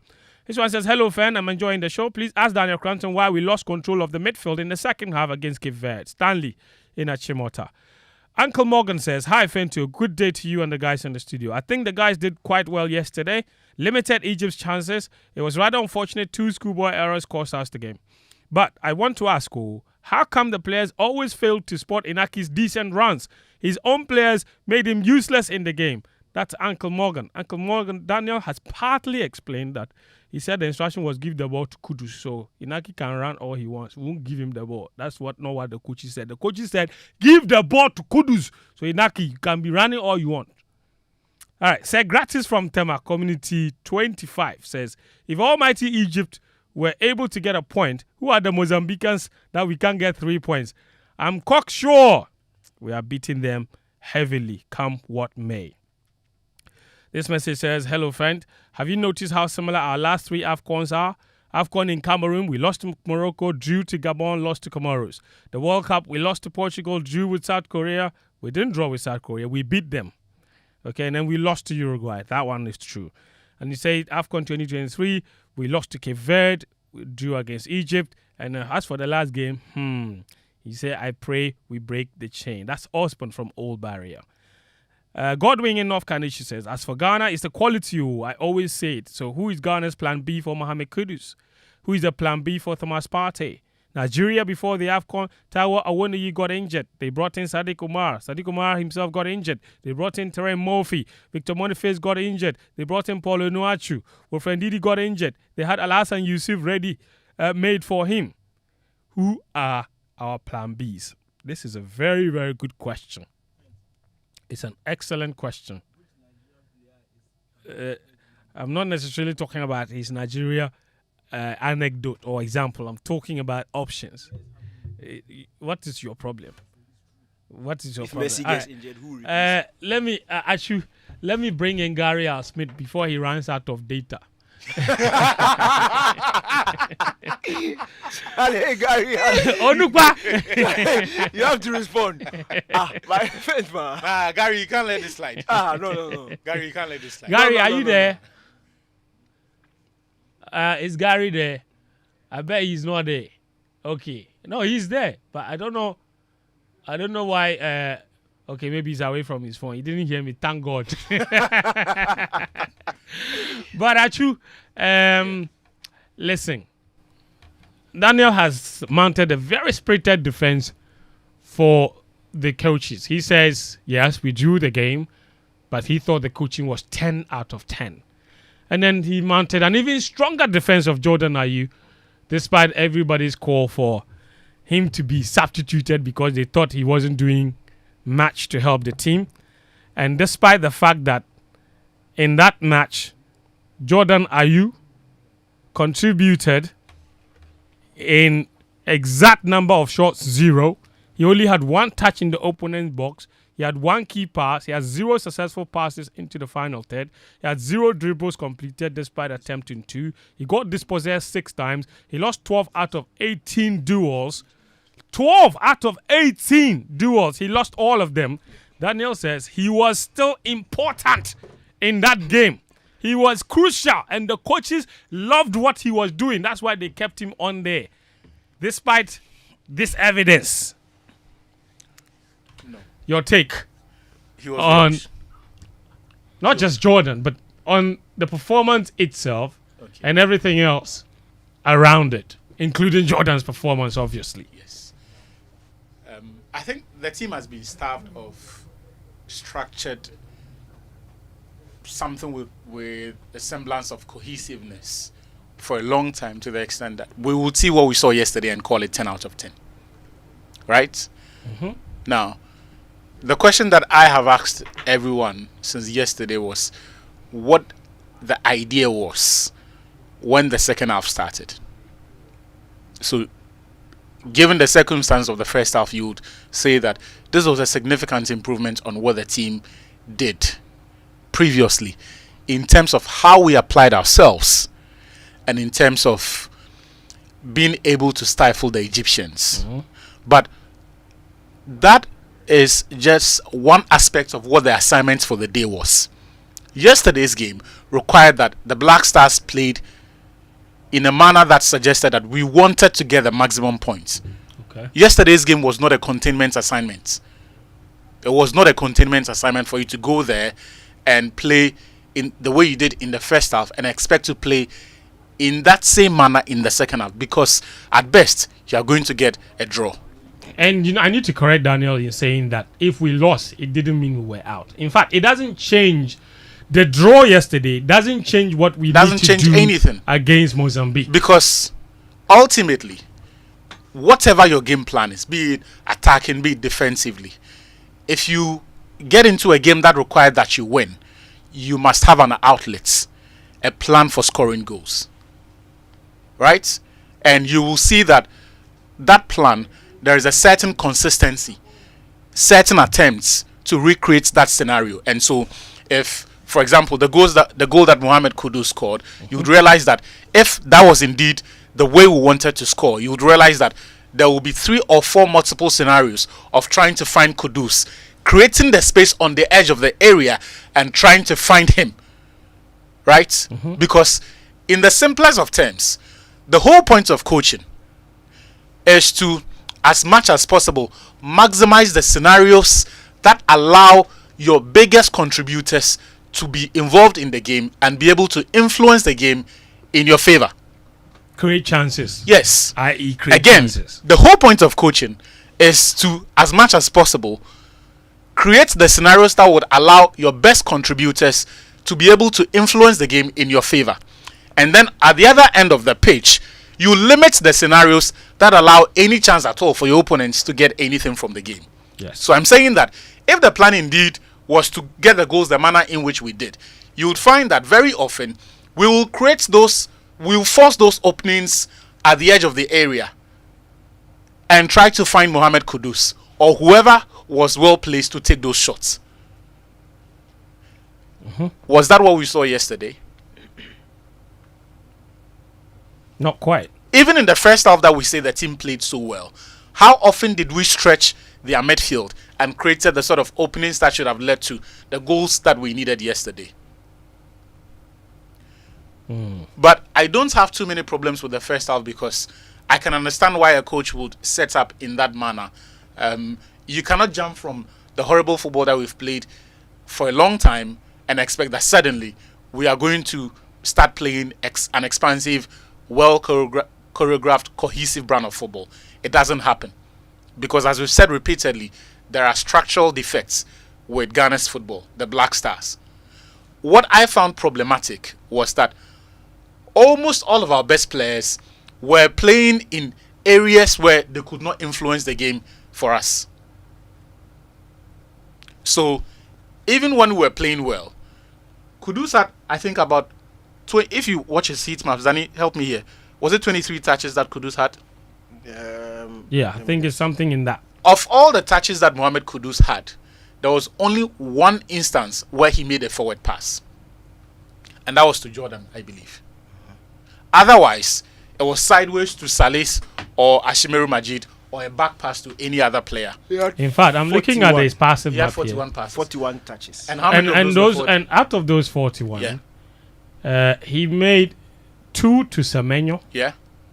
No, I'm talking about advanced final third yes, patches. yes. Advanced final third patches. But he Passes was too. almost always the furthest man, so that would be Yeah, Semenyo was almost always the furthest man. So No, if he made a Kudus. pass to No, him, I'm saying Kudus. the average. If you look at the average positioning Yeah. on the map, Yeah. Semenyo was ahead of him. I'm saying that Kudus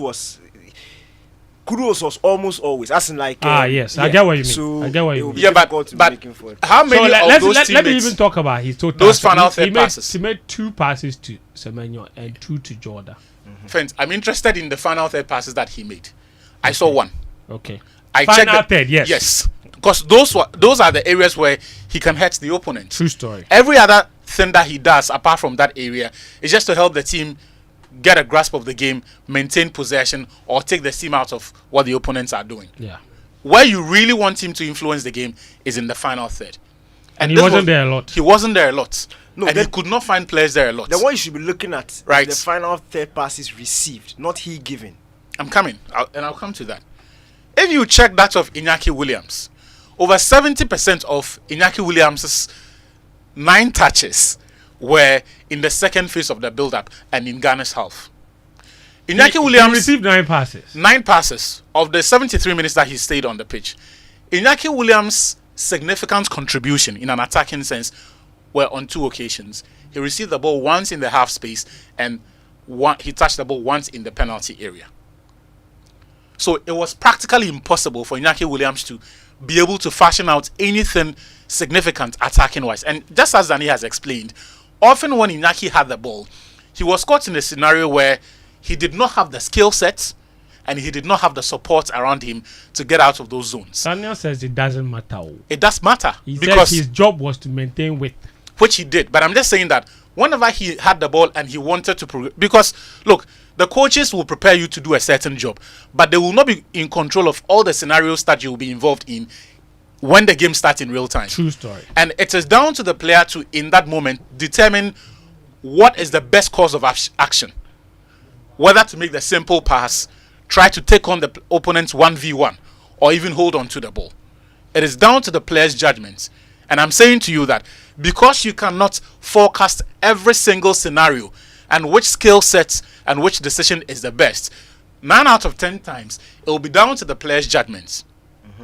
Unfortunately for Iñaki, when he had the ball, in the areas where people wanted him to move the ball forward, he was either required to dribble and take on his opponent and sprint with the ball, or try to combine with his teammates.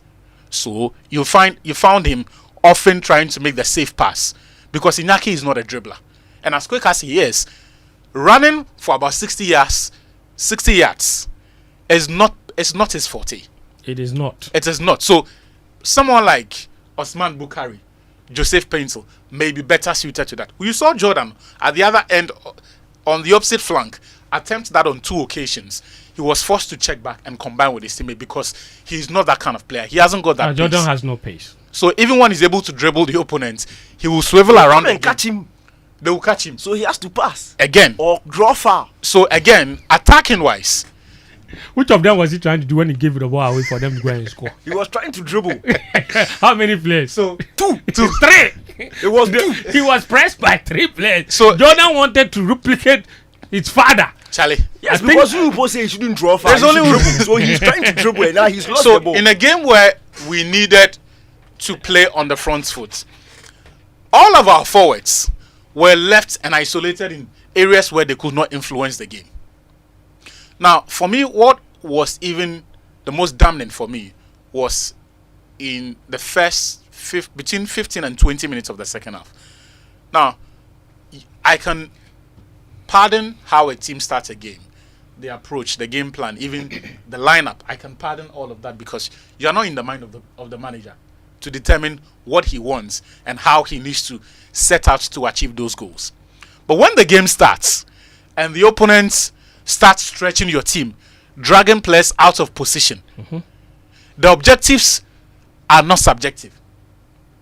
Right? What I see to be the problem when the opponent is creating chances should be the same thing that the coach will see. But the opponent didn't create chances. No, I'm saying that in the events that when they started stretching us the way we did, and then we started hoofing the ball forward, then they'll bring the ball back. Yes, yes, yes. In the second half.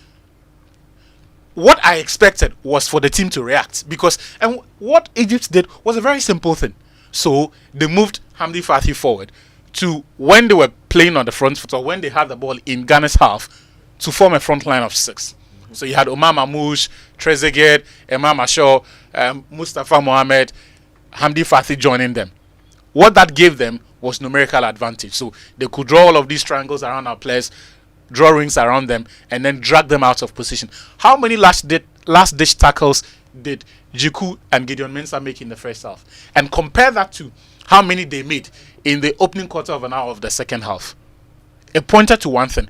They were being dragged out of position and defending in areas that were not in their comfort zone. True. So what you needed was for your coach to somehow be able to kill that momentum.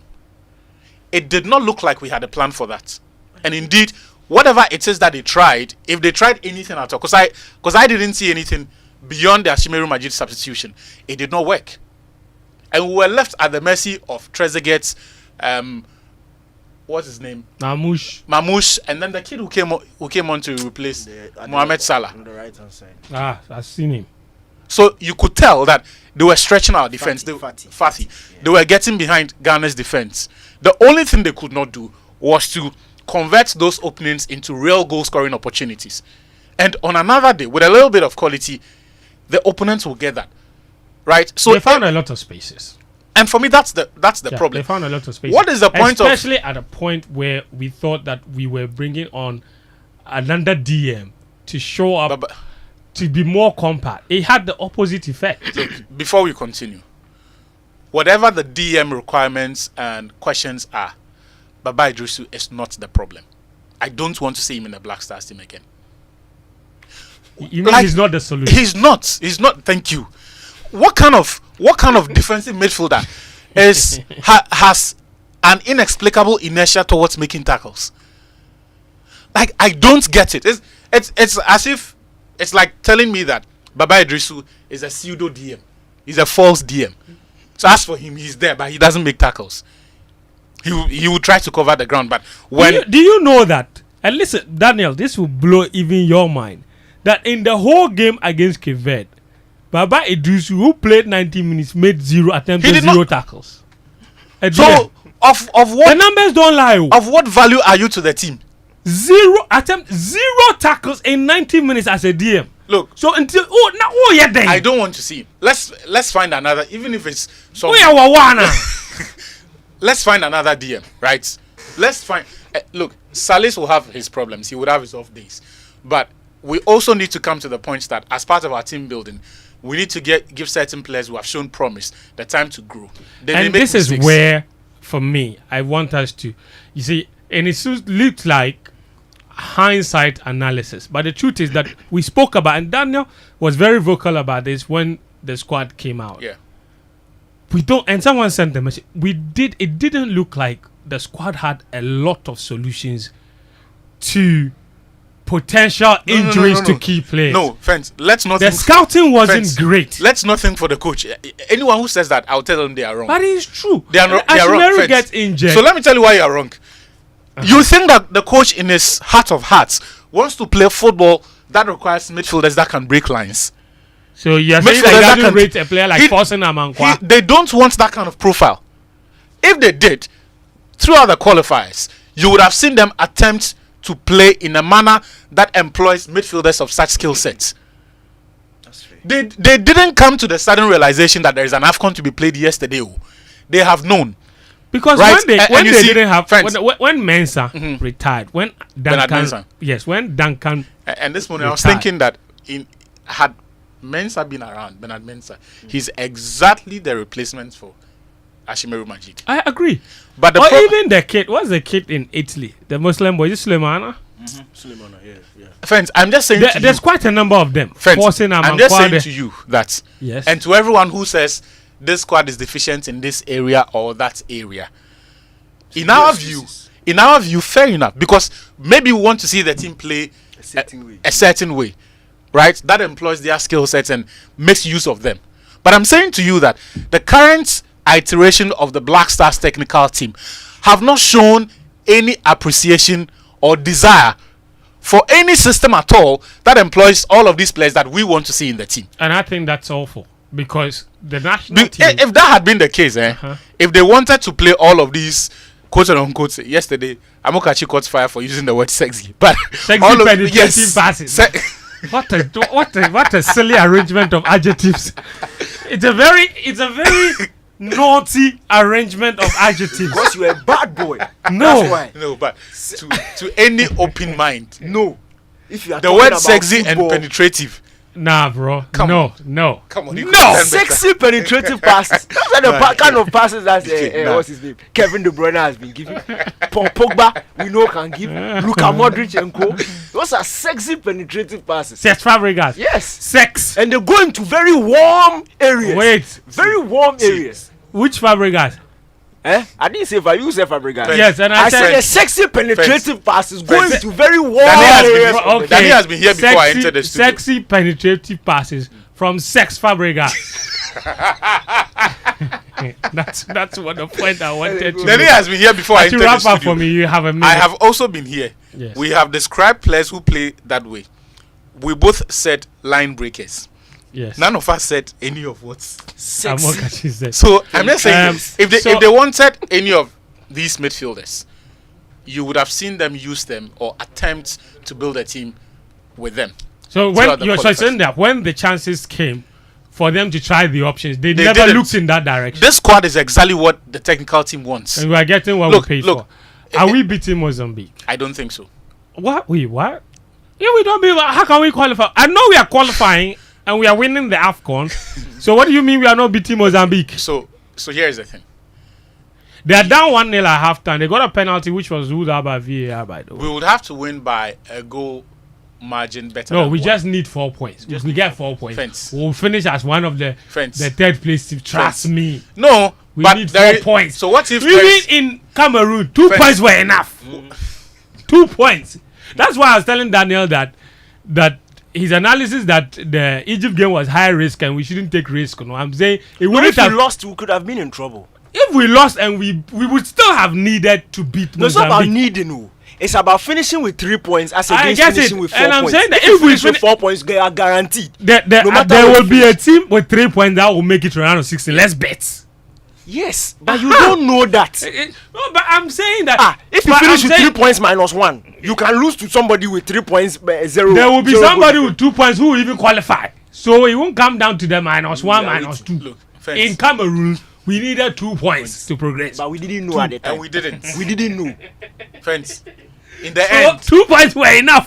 Friends, in the end, we couldn't get the 2 points. And you're saying we won't get. That is why I'm pessimistic. I'm saying that our body of work, the current iteration of the Black Stars, does not inspire confidence. What about you, Daniel Koranteng? I don't know.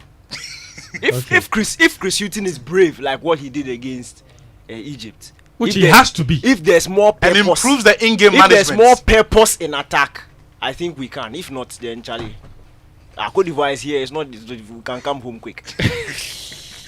This is why that one cry. You see, that one cry. The fans can save their $400 because if they stay there longer, the money will finish.